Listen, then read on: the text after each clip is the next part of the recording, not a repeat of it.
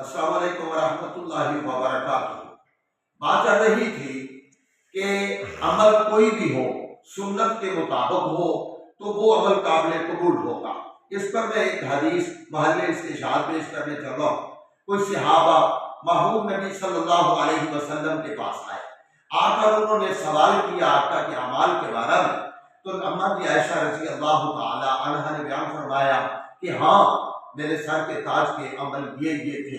وہ صحابہ کہنے لگے اللہ کے رسول ہیں، اللہ نے گناہ معاف کر دیے ہیں، اللہ نے درجات بلند کر دیے ہیں، تو پھر ہم تو عمل کوئی بھی نہیں کرتے، تو ہمیں بھی چاہیے کہ ہم یہ عمل کریں گے تو انشاءاللہ ہم بھی بہت زیادہ اللہ کے قریبی بن جائیں گے۔ اور ایک نے کہا قال احدهم اما ان فانا اصلی اللیل ابدا، کہ میں ہمیشہ رات کو نماز پڑھتا رہوں گا، کبھی بھی سوؤں گا نہیں۔ دوسرے نے کہا انا اصوم الدہر ولا افطر، میں روزے رکھوں گا اور کبھی بھی روزہ افطار نہیں کروں گا۔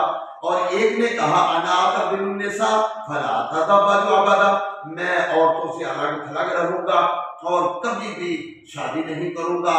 تو جب یہ جملے کہے تو نبی علیہ السلام گھر نہیں تھے اور یہ چلے گئے، اور اماں جی عائشہ رضی اللہ تعالی عنہ نے بیان فرمایا کہ اللہ کے رسول انہوں نے یہ لفظ کہے ہیں۔ تو نبی علیہ السلام نے فرمایا ان کو بلاؤ، ان کو بلایا گیا۔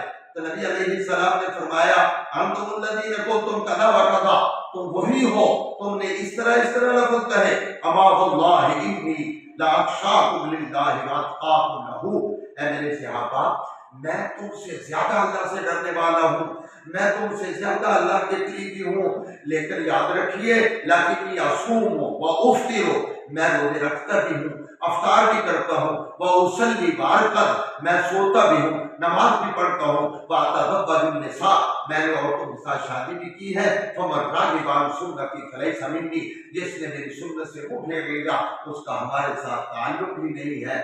ذرا غور کیجئے، اور یہ کام اتنے اہم ہیں، بہترین کام ہیں، لیکن اگر سنت سے بچیں گے، سنت سے اوائڈ کریں گے، سنت کے قریب نہیں جائیں گے، سنت کی خلافت نہیں کریں گے، تو وہ اچھا عمل جو ہے وہ بھی ناجائز ہو جائے گا، وہ بھی مردود ہو جائے گا، اس پر ثواب نہیں ملے گا۔